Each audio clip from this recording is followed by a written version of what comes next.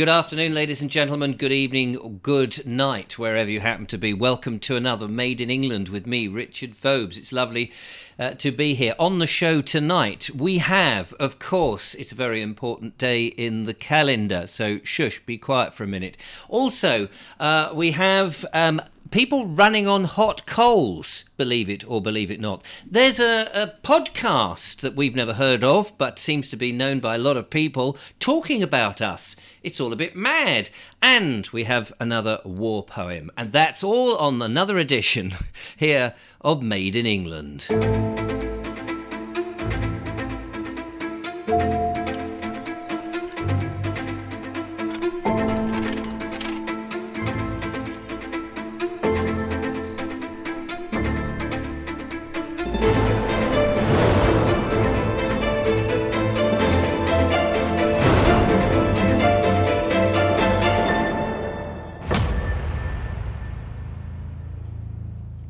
Well, thank you very much, ladies and gentlemen, for joining us yet again on our little homemade television vloggy type magazine show, Made in England, which is all about England and Englishness and promoting this wonderful country as best we can in any shape or form, from Worthing in West Sussex at the edge of the English Channel and at the foot of the South Downs. And I'm Richard Vobes, and the lovely Julia will be appearing in it very, very soon.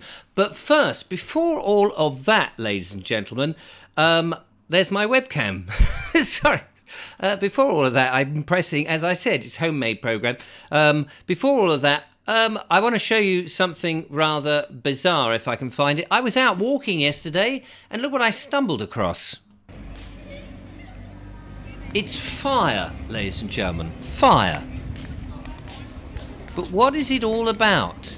We'll get back to the fire and what that's all about a little later on in the show. But before that, there's very strange things are happening at the moment. You put out a few of these YouTube videos and what have you, and you, with the best will and intention, you hope that you gather a few viewers and a few people will like what you're doing, and they get the emails back, and thank you so much for that, by the way. And also, may I say a big thank you to John and to Carol, who have recently sent in some very lovely donations. It's very kind of you. You know who you are. And anybody else who has regularly donated and support us in the members area, very much appreciate that. Thank you. Don't forget, you can use the super thanks if you're enjoying the show. Thought I'd mention that. If any point in the show you think it's worthy of any kind of remuneration, it would be greatly received. However, it is very strange, isn't it? Because in the life of doing this sort of stuff, it's amazing who will pick up and start listening to you. We had this very strange experience this morning after, well, I'll let Julia tell the story. So we've been noticing people have been recommended to us from a podcast. Well, you mean people have been coming along from somewhere else, not just finding us willy-nilly. They've been right. actually actively recommended from a podcast. Instead of just wandering through the woods, lost and lonely, and then going, oh, the Bold Explorer, oh, Richard Vobes, oh, the lovely English Julia. couple. Yeah, the English couple, exactly. So, so tell me, what's the story then, Jack and Nori? The story is, well, I noticed people saying crunch, crunch, and I was like, oh, I don't know. What do you mean they're saying crunch, crunch? I thought they just randomly in the commenting. Oh, I see. They're typing crunch, crunch in the comments. Why is that? Because we made oatcakes. Well, I thought that's why, but I think it might actually be a reference to something that they say. David Earl and Joe Wilkinson from Chatabix podcast. From what podcast? Chatabix. Like Weetabix. Like Weetabix, but Chatabix. Yes. And they call their listeners the Chatabiscuits. I love it. So we've actually, because of that, because they said they'd been recommended from a podcast, we thought, well, I suppose we ought to go and find out who it is and have a listen in case they're saying something rather nasty about us.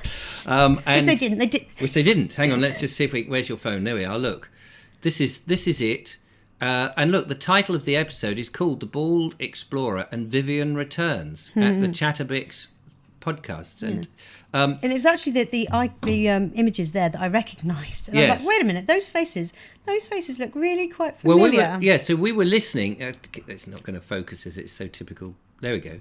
We were listening to this not really having any idea who we were listening to. I thought it was some tiny little podcast somewhere, that somebody somewhere had gone. Tiny little podcast. Well, there's loads. No, that's what we thought. Yeah, that's what I thought. So there's these two blokes, and they sounded like they were very relaxed, and were just chatting away, being ever so nice about our videos that we make. Yeah. Being ever so protective as well, bless. Being very protective. Very lovely. And also saying things like, he'd make such an effort, and they dress very smartly, and they're a lovely couple, and now they've started to go out. And I just thought... He didn't name me by name, though. No. I'm just the woman he's been working with. The woman he's been working with, and he's dedicated his life to this. So I just thought, this is very charming and all the rest of it. And then Julia said, hang on a minute, the names and the faces are a bit familiar, we should look them up. And of course, as soon as she looked them up, it's like... we've the penny watched drops. We've watched them. Of course, Ricky Gervais stuff. Yeah, and other things. Exactly. They are, legends in the world of comedy, which, of course, I don't have a television. They've seen my face. They've seen my face. I know, it's like years ago, doing the Vobes show in the old days, I had Danny Baker call me up on a live show and Jonathan Ross. And somewhere I've still got the recording when they rang in and they said, just keep going, you'll make it. It hasn't worked, but we're still here. But anyway, how nice is that? So we should plug them for our millions of viewers, because now we're 26,000 subscribers, ladies and gentlemen. Hey, woo, congratulations. Just so you know. Can you get it back up on the screen?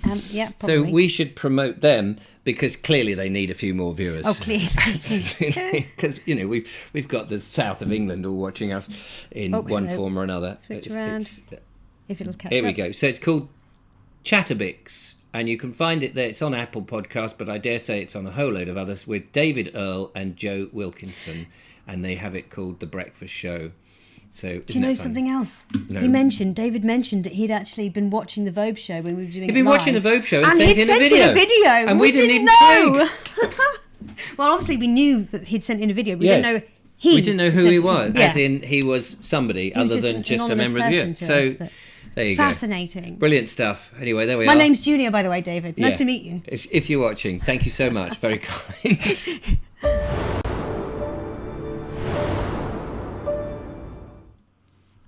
There you go. How about that? Glitches included.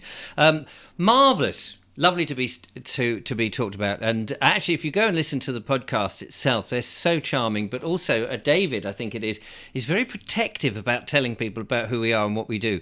And if you happen to have come across from the wonderful Chatabix podcast, thank you for investigating us. And do say hello. Send an email to richard@vobes.com, VOBES. Very old broadcasting entertainment service, VOBES. That's me. I'd love to have include your email in the show, basically. Right. What about all this fire business? Let's see if we can work out what's going on with that, shall we? Good. So you can feel the heat coming off that at the moment. You're aware that it's real. Fire's been burning out here for about 30 minutes. When it was first lit, it was in full flame. Okay, so it's not immediately obvious, but there were going to be some fire walkers running across that fire. Now, I was out for a walk. Very often at the end of the day, I like to get out, and I'd had lunch, and my evening meal. And I was feeling a bit, full up from eating a tuna bake, which was very nice. Thank you very much. And I thought I'd just take a stroll early evening, about 6-ish, 6:30, something like that. And I was strolling around Worthing, and I was just on my way back, and I saw these flames, and I thought, what's that all about? I don't know what that's about. I must go and investigate. So I did, and there was Bob, the town crier, and I said to Bob, "What's going on, Bob?"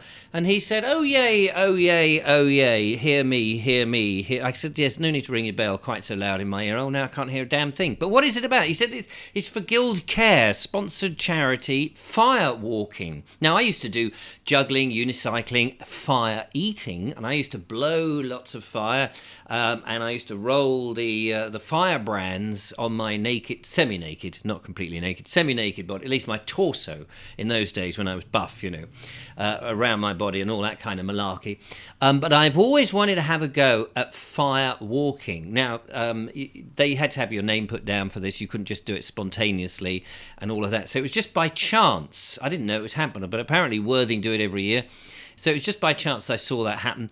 And in a little later on in the show, I will show to you those contestants running across the fire. But as the guy there was saying, it gets up to between 500 and 700 degrees Celsius on that. It's a genuine fire. You saw it there. There's no trick to it other than real life. So, so there you go. Now, today is a very special day. Of course, it's the day that we remember things, and I want to tell you a little bit about what happened on this day in history before we get to that. So, on this day in history, in 1724, the highwayman Joseph Blake, alias Blueskin, was hanged in London. He had attracted attention for attacking the nation's leading policeman and thief-taker by the name of Jonathan Wild. He attacked him with a pocket knife. In 1887, work started on the building of the Manchester Canal in Merseyside, at the end of which, in Salford Quays, there is the BBC, I believe, are up there in Media City. And I don't know whether there's other TV studios as well up there. I've never been there myself. But in 1918, on the 11th hour of the 11th day, on the 11th month in that year, the Great War ended. A war that had lasted for 4 years and 97 days. Germany, bereft of manpower, supplies and food, signed an armistice agreement with the Allies. The war left 9 million soldiers dead and more than 21 million wounded, with Germany, Russia, Austria, Hungary, France and Great Britain losing nearly 1 million or more lives. And in addition to that, some 6 million civilians died from disease, starvation and exposure. Quite an event in history, and we remember that, of course, in the services that have been going on across the country today. In 1919, on this day, Britain introduced the 2-minute silence at 11 o'clock to remember those who died in World War I. And in 1921, the 1st British Legion Poppy Day began on the 11th of November. Now, Julia and I have been out and about, and we bring you a little Remembrance Armistice Day report. We're in Worthing Town, Julia and I. We are. It is, of course, the coming up to the 11th hour on the 11th day of the 11th month, which, of course, is Armistice Day. And Lest we forget, of course, where we remember. And I thought, hadn't had a poppy. Now, one of the reasons I haven't had a poppy, or haven't bought a poppy in advance, is at the moment I haven't been carrying any cash. Yeah. So I've actually had to go to one of these pots that I've got where I've been collecting... the old penny jars. Yeah. So I've gathered a whole load of that just so that, obviously, on today I want to buy a poppy and buy you a poppy as well, so that we're well and truly represented. I've not had an opportunity to buy one so far, unfortunately.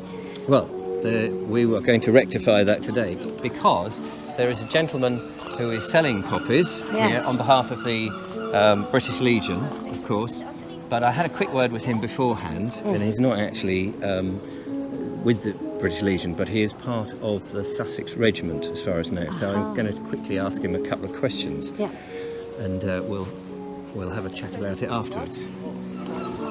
So, hello, Ian. Hello. How are you doing? Had a quick chat with you before we came up just now, and I gather you're with the Royal Sussex Regiment. Yes.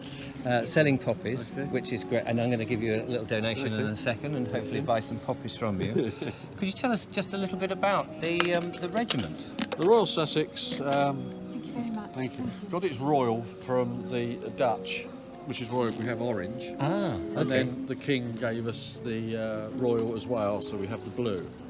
Oh right. Oh okay. The regiment, unfortunately, was merged in '66 and became the Queen's Regiment. But the Royal Sussex fought in the First World War and the Second World War. Also fought with Napoleon, the American War of Independence. And were you a serving? No, I'm not. I'm a servant of the regiment. All right. Okay. Well, that's fair enough. Yeah. And you're looking resplendent. Yeah. You said it became the Queen's Regiment. Yeah. now that we have a king on the throne, does that change? It changed a while ago because the Queens, when they merged some more regiments, became the Princess of Wales Regiment. Oh, right. Oh, okay. Which is the county regiment, or the local regiment today. And this happens quite a bit, doesn't it, with this merging? Yeah, I know there's people don't like that. Some people don't. No, because a regiment is a home to these boys, and unfortunately, we can't have the massive army like we used to have. We can't afford it. No. So, you can't have sort of 300 men of the Royal Sussex and 500 of the Surrey regiments and stuff like that. So they basically had to merge the regiments. It was never popular, but unfortunately it's the only way. It's the only way. It's the thing of life, isn't it? It is, unfortunately. So you're here, and very shortly, as we look at the clock, it's going to be the time of where we all hour. remember, the 11th hour, and that's taking place at the town hall. It is, at the War Memorial.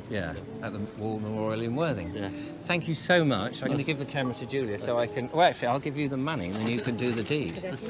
We've just filled up and it's just a donation, isn't it? It is a donation. So we've got there's only about £2.40 in there, but these were started by Sir General Haig. Oh, were they? Yeah, because he saw so many veterans that were hard up. He decided to do something to help his veterans. Yes. And the Legion was started in 1921. Which Worthing was one of the first. Oh, was it? Yeah, if you look at the Worthing, if you're going up to the cenotaph, look at the Worthing standard, and it'll have 1921 actually on the standard. On the standard. Yeah. Oh, well, we will have a look at it. Or was it 2021? It's basically stating it's been up there for 100 years. Yes. Yeah. Gosh. Oh, well, there we are. So is it the centenary this year? No, we're 22, aren't we? Yeah. It was last year. Yeah, sorry, I'm a bit behind the times. Fine. Brilliant. I'll hold the microphone, and thank you so much for chatting us today. No problem. Thank you for your donation. Oh, it all goes to a good cause, absolutely. And there we are. How much do you want in there? All of it. Excellent. Thank you very much. Thank you so much, Ian. No, thank you. Nice to talk to you. I'll load you up first. Well, we've got our poppies now, Julia and I. It's lovely to make a donation to a good cause. And we're now walking towards the town hall and, of course, the War Memorial, where a number of people will gather for the 2 minutes of silence at 11 o'clock. Indeed. And, of course, every town in the land will be remembering this particular moment. There can't be that very many actual serving soldiers or military people from the First and Second World, not from the First, maybe the Second World War. No. Veterans are few far between now. And it's obviously very sad, but that's more important that we do remember the sacrifice they made. But of course, it's not just for those that have fallen or have served in those two wars, but also in subsequent engagements and the theatre of war. For example, I mean, he's not fallen, thank God. Thankfully. But your brother. My younger brother, Tom, he's in the army. He's in the army. And I suppose I don't have anybody in my family that I know of who has any connection to military, has been in an army, and of course has died as a result of it. But there will be many people. I've got my grandfather who was in the Navy. My other grandfather was in the army. He fought and came across with the army. To England, that is. And then there's my younger brother and also two of my uncles. So your family is very well. Let's just pan round this way so we can see what's going on behind us as people are congregating for 2 minute silence. And it's great to see. So I heard a figure on the radio this morning that 1 in 25 people or families, can't remember what it was now, 1 or 25 anyway, of families us probably have some relation connected to the military who has served in one form or another. Yeah. So that's those who do tend to have it in the family as well. Yes. So shall we go and have a look at the poppies and see just have a look at what Worthing here where we live is doing, and we'll give you a bit of a commentary as we go. So this is the town hall, and there are a number, as you can see, of veterans who have been in the army at some stage. And we were involved, weren't we, a few years ago now, in 2018, in Biddenden, with poppies That's that right, were, yeah, and the, were knitted. Yeah, because they had put them all over the place, hadn't they? They'd knitted poppies and lots of different little scenes on top of post boxes, Post things like boxes, that. and they draped a massive carpet like the one behind us, which I think, looking at that, is knitted. Yes, it is. It is. down From the from church. the church, That's didn't right. they? Nice big cascade of. We were involved there because we were filming and interviewing people as part of it. They also had a wire horse with knitted stuff on it. You know, the remembrance stuff, because purple was for the animals. I've just seen a chap. Hello, Andy. Richard, how are you? The devil are you? Very Shaking nice. the wrong hand. No, I know. The other hand's holding the thing. It is. We just thought we'd just show what Worthing is doing here in at the town hall. Yeah, for because it's not long now for the 2 minutes. Yeah, through time. I've just been collecting for the poppy appeal down in the town. Have you? And one of my colleagues there, he said, we're having a service up there at 11. Are you coming? Nobody told me it was happening. Oh, right. So I did. So you did? Oh, yeah, fantastic. Yeah. I should explain, Andy and I went to Forest Boys School. We were at school together. Years and years ago at that awful comprehensive school. But it's lovely to see, and we've been meaning to get together and have a chat. And every time we meet each other, you're always dressed like this. Well, I don't live like this. I do sure? Work clothes on. But no, Richard was the one who got me to photography. It was what we used to do in the summer holiday, and then your influence on that's right. taking pictures, not just holiday snaps, but yes, it was Super 8 stuff. Yeah, gosh. I had a lovely Nikon digital professional grade camera until a couple of years ago. Oh, did you? Are you still doing it? Occasionally, I'm more into art now. I'm painting and drawing. Right. Love it. Yeah. Oh, fantastic. So you're dressed up like this. You've got medals on. What are the medals? They're long service medals. I was actually in the territorials. Right. I wasn't a regular soldier, the territorial. I spent just over 21 years up at Horsham. In Horsham? At Den Road. Oh, yeah. Is that the hall that they've just recently saved? Yeah, Because we did a video about it. Yeah. Yes. So, I saw that. I don't think it made any difference what we did, but at least, in case it had been changed, we had it for posterity. Yeah. So it's a long service territorial medal with the bar. That's only up to 18, but I did 21. And the other one's the Queen's Gold Jubilee. Oh, right. Fantastic. Well, congratulations for that. Thank you. It's funny because we've got so much to catch up on all those years, which we will do another time. That would be great. What's happening here?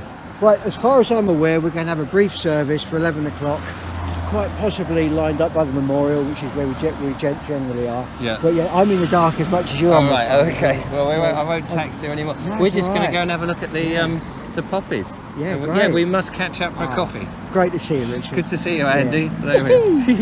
How funny is that? Good man. Nice to see you. You look after yourself. I will. I will. I've still got your number. Yeah, oh good. Be in touch. Be in touch. Excellent.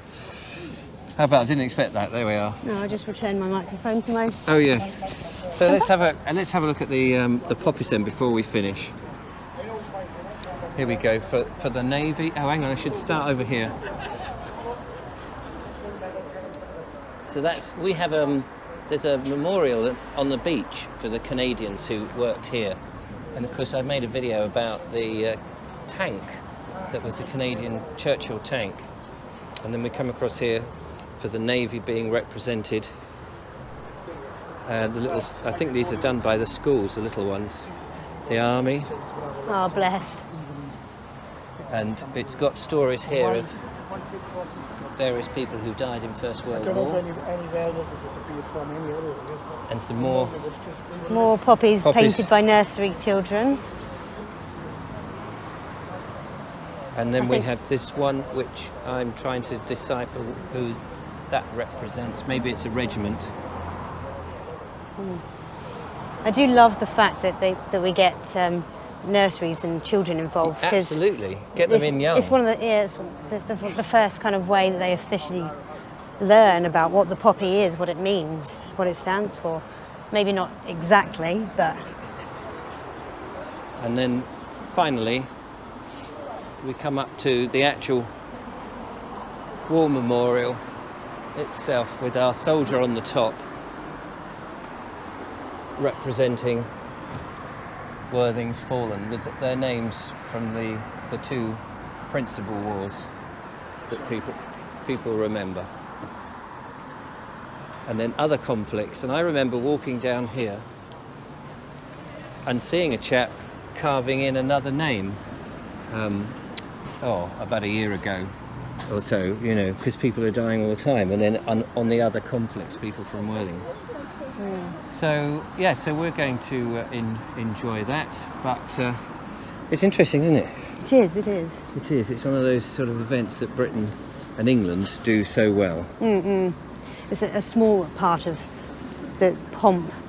Yes, and of course, up in London at the Cenotaph, there'll be a much bigger and grander affair as it goes on. But anyway, that's our little Poppy Remembrance out and about report.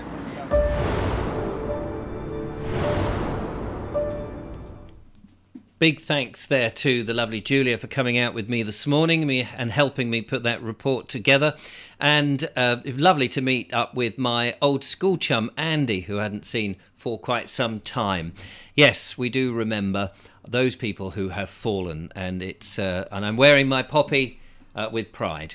Now, I had an email from a lady called Gemma who got in touch and said, Richard, I know you like looking at scams, and I have had a bit of fun on the channel with people who've rung me and grabbed a recorder, or on the video have had some fun with these scammers. And I actually like to point out to other people, I mean, there's plenty of these scams, these parcels, a parcel, we tried to deliver a parcel today and please send us your money and we'll deliver it another day. The thing is, it may only be £1.99 they're asking for, but actually it's the number of your credit card or debit card is what they're actually after. There's so many scams and you've got to be so careful.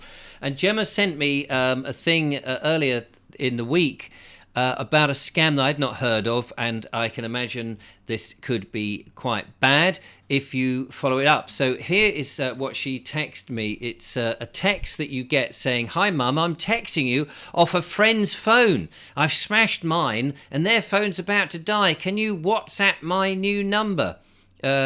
And that's the number you're supposed to WhatsApp. Now, I don't quite know what actually happens. I've not dared to put my number to that to send a message to these scammers. But if you get something like that, be warned. They're obviously sending those out in the millions. So you might be a dad, you might not have children. It may make you go, that's a bit funny. But if you were a mum and your kid was not immediately home and you wondered what was going on and you got a message like that saying, "I'm texting you off a friend's phone because I've smashed mine, theirs is about to die, can you WhatsApp my new number?" And there's the number. Who knows, they've got your details. Presumably that means that they can target you because they'll know you are a mother. And they'll get a number, they'll just make a list. Presumably it's fishing for a list of numbers. And perhaps in a month or 2 months' time, when you least expect it, you'll get a scam call or something, and you may fall for it. It's making the scammer appear more believable. So just be careful if you get one of those. If you've got any scams that you'd like to share with us that are going around in England at the moment, we'd love to hear from it. Richard@Vobes.com is the number. We'll do our best to make people aware of all those sort of scams. Right, time for an email. And this is an email from Peter, who's got in touch, and he says... hang on, is that the right one? Yeah. He says, Richard, here's a recipe. He likes the cooking stuff that we do. He says, here's a recipe for beer bread. It's so simple to make and the reward is well worth it. Just use 1 bottle of cheap beer like beer bud, or bud beer even. I don't know what a beer bud is. Maybe you've got one of those in your ears. Or your favourite beer. You don't taste the beer, but you can smell it. The reason you use beer is because it has yeast in the beer. Good luck. He goes on to say, please keep up the cooking shows. Very funny. When you two get going, it's all about having fun. I must admit, I cook a lot, but no one is allowed in the galley when I am doing my bit. Good luck. Look forward to seeing how it turns out. P.S. Try it warm with a good spread of butter on it. All the best from Peter. Thank you very much. And he does give me the recipe. I don't know what I've done with the recipe now. Now I have got the recipe here. This is for, let's have a look. Simple beer bread. Let's just shove this on the screen and see if you can see some of it if I go to the desktop here. 3 cups of all-purpose flour, self-rising flour, tablespoon of baking powder, a tablespoon of salt, a quarter of a cup of sugar, and 12-ounce can or whatever of beer and melted thingy, and you put all the ingredients in the normal way. It says at the bottom, you can't see it on the screen unfortunately, it says the crust will be crunchy and buttery. Let it stand for 5 minutes and then remove from the pan. I'm going to give that a whirl. Simple beer bread. That does sound rather lovely, does it not? There's the titles. We meant to turn those off before they started. I always seem to forget to turn those off, but there you are. How brilliant. Right, we have a war poem to end the show with in a moment, but I want to show you more about the fire in a second. So, over to the fire department here, and I've been teasing you with the fire, so let's find out what that was all about. This, as I say, was a charity event for Guild Care, which is in Worthing, where we are, is a sort of a home for dementia sufferers, and they do a lot of good. They have a lot of charity shops, which Julia and I go to quite sufficient numbers of time. And this was an event in which people, I don't remember, there was about 10 or 12 of them who had put their names down, had been sponsored to run across that load of fire that we saw at the beginning. And this is them about to do it. The first person who runs, which I caught the end of, is the instructor, and then we see these people who've never done it before, and I was amazed how little they hesitated when it came to their go. Have a look.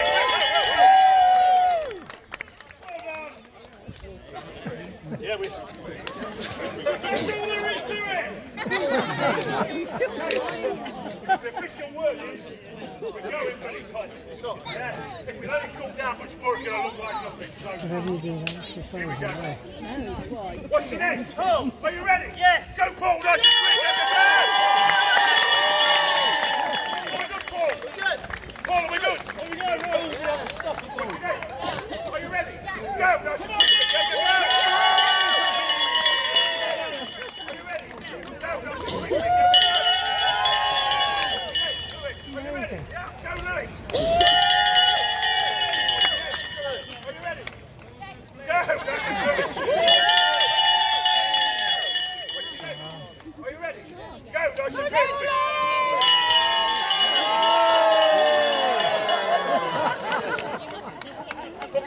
Over there. Go down there.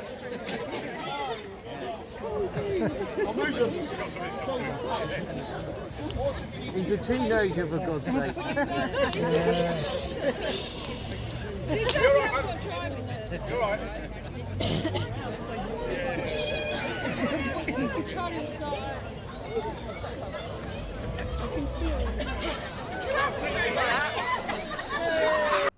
There were a few more who did it. Very brave souls. Literally, see what I did there? Didn't even mean to do that. Very brave souls. And that guy, the teenager, put his feet in a bucket of water. I guess, you could get burnt if you did take too long to do it. Absolutely amazing. I'd love to do it. Give it a go. Maybe at some point in the future I will. But anyway, there we go. Bit of fire walking. You get it all on this show, all made in England. Now, before we go, let us have our poem, and I've got to find the poem. I don't know where I put it, probably in one of these things. Yes, here we go. This is from Peter. He submitted it. It's Remembrance Day, of course, so let us have a poem. This one, I believe, is called Tank, and it goes like this. Like a fire-breathing dragon made of steel, great big tracks and a squeaky wheel. The monstrous thing wants to fight. With its pointed head, turns left and right. Men, trenches, wire or brick. Doesn't matter. It's 3 inches thick. It travels slow every day. It does not stop until it finds its prey.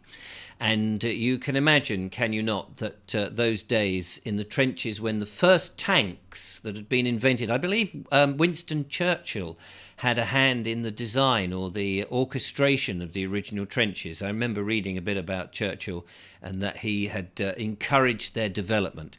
You can imagine those coming over, and if you've never seen one before, as so many new inventions was going on during wars all the time, escalation of inventions and war machines happening, that it must have been absolutely horrific. Already bad enough with whiz-bangs going off and bullets. If ever you've been and seen Oh, What a Lovely War, I was in a workshop, really, of doing some of the songs of Oh, What a Lovely War, which is a brilliant play. I think it was Joan Littlewood's, was it Joan Littlewood who put it together originally? Oh, oh, oh, what a lovely war. What do we want with eggs and ham when we got plum and apple jam? I remember that very, very vividly. It's an amazing play. Anyway, thank you so much for watching. That's it for today. Don't forget to use the super thanks. Give us a like, give us a subscribe, and we'll be back again tomorrow on Friday. I hope you've enjoyed today's show. Thanks to everybody who's made it all possible.